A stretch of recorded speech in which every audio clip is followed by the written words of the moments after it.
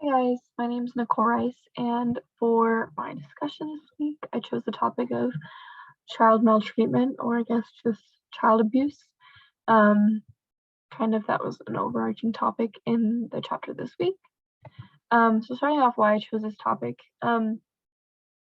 this I don't really have any personal connections to, child abuse or child neglect or anything like that, which is definitely a privilege and a blessing in my life. Um, but in one of my classes, we've been talking kind of about child abuse and, the punitive measures um, because of child abuse and child neglect and how that differs between people of different races. So I thought that was super interesting, just to see like the differences about how people are treated and how they're charged and convicted for these things. So I guess that doesn't really relate to social work or anything like that, but it just has been something that's kind of been on my mind recently. So that's why I chose that topic this week. So the first article that I found is called Study, Child Abuse Rose During COVID Pandemic, which unfortunately I don't think is very surprising to anyone.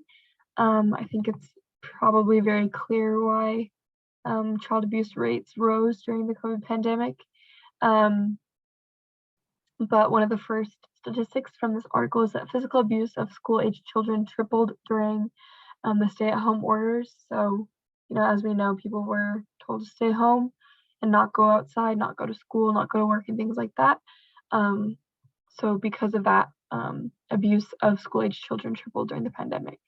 And the article talked about how this could be like related to the stresses of the pandemic and how it kind of created a perfect storm for abuse. Some of those stressors being economic stress, job insecurity, or loss of housing. Just how these things and just like stress in general can lead to this physical abuse or can lead to like alcohol use, drug use, which are more likely to increase abuse within the home. The article talked about how a greater proportion of older children reported abuse. And this kind of ties into the last bullet point on this slide, but how it didn't necessarily affect younger children, but more school-age children and older children. A lot of this was due to how daycares were considered essential, and so they stayed open. So younger children could still get that care, but older children and children in school, schools were closed, so no children were going to school, and parents were home from work. So that's kind of why a greater proportion of older children, but less, or I guess no increase for younger children occurred. In that, this article also talked about how systematic services can help families, especially families with little resources, and just how having resources could limit, this abuse and help school-age children who were affected because of the pandemic. The second article I found is called Intergenerational Transmission of Child Abuse, Predictors of Child Abuse Potential Among Racially Diverse Women Residing in Domestic Violence Shelters. So this talked a lot about how abuse can be transmitted through different generations, but it focused primarily on, like the title says, women in shelters, domestic violence shelters, sorry. So the article talked about how there are many risk factors that can perpetuate child abuse, and a few of those being a history of child abuse, psychiatric distress, and exposure to intimate partner violence. And this article talked about how like there are different care models that they have within these domestic violence shelters, and how the ideal model is a stepped care model, just because it helps individuals more like in a more user-friendly and cost-effective way as opposed to other standard treatment systems.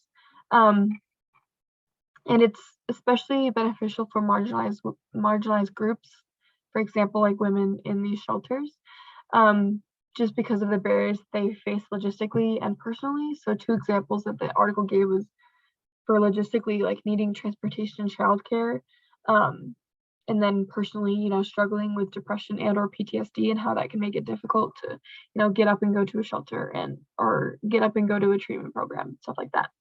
So for those reasons, stepped care is more beneficial just because it is more individual and user-friendly, and things like that. And then kind of an overarching bullet point is that serving the mental health needs of women in shelters not only improves the health and well-being of the women who have experienced IPV, which is intimate partner violence, but it also benefits the health and well-being of their children. I think this article had a lot of statistics of how, this abuse can be perpetuated, and I thought that was very unfortunate. But this article also talked about how, helping these women with their mental health can, decrease the abuse for future generations, as well as, helping the women in their struggles. So I think that's very powerful that, having these resources for women can, kind of break the cycle, break the chain, just because, as is listed at the top of the slide, there are so many risk factors that can perpetuate abuse. And just having a history of child abuse can, make someone more likely to abuse. And how there are resources available for these people, these step care models that are, particular to them. All right, so for the code of ethics, I feel like this was pretty self-explanatory. Obviously, dignity and worth of a person. The code of ethics doesn't really specifically talk about children, but I obviously think this is very applicable to children, and understanding that, they're a special group within society that we should especially be working to protect. And just how, like, every individual has their worth and their dignity, and child abuse is something that should not be tolerated, and that we should work within society to decrease the effects of child abuse and to ensure that children are safe and loved and everything like that. And then also I thought competence was important for social work in terms of child abuse, just because it's important for, social workers to do their jobs and do them well. And the textbook talked a lot about how, how prevalent child abuse is, and how poverty affects child abuse, and all these different factors that are connected to child abuse, and how, social workers can probably make a large impact on, people who are struggling with that, or just everything like that, and can provide resources to people who are struggling. Like the first article talked about, having those resources for people who are, in poverty, or who just don't have access to those resources, but having that access can be super crucial and can kind of break the chain, I guess. All right, so now comparing and contrasting the two articles. In the first article, we're talking about child abuse specific to the COVID pandemic, and how, that abuse was, tripled for school-age children during the pandemic, and the reasons behind that. It also just talked about the overall trends of child abuse, and just like all children, all parents, and everything like that. But it also talked about, like, the different ages of children affected. It distinguished between school-age children and older children and younger children, and how the COVID pandemic had direct consequences on the age of children that were affected by that abuse. And then on the other side, the other article talked about, the causes and the perpetuation of child abuse, and how it's perpetuated by a whole bunch of different risk factors. It also talked about, the trends within women in shelters, and how, as we research these women in shelters, we're able to get a better look at, the trends of child abuse, and how helping these women can help the children. And then lastly, I talked about the possible solutions to intergenerational transmission of child abuse, and just how there are resources, and there are programs, and there are systems available that can, work towards ending these cycles of child abuse within multiple generations. And then just comparing the two articles, they both obviously talked about the current data and trends of child abuse, kind of in different contexts and in different situations, but they both talked about that. And obviously the overarching importance of helping children from their current situations, and ensuring that they have a healthy home life, and that they feel love, and they feel valued, and everything like that.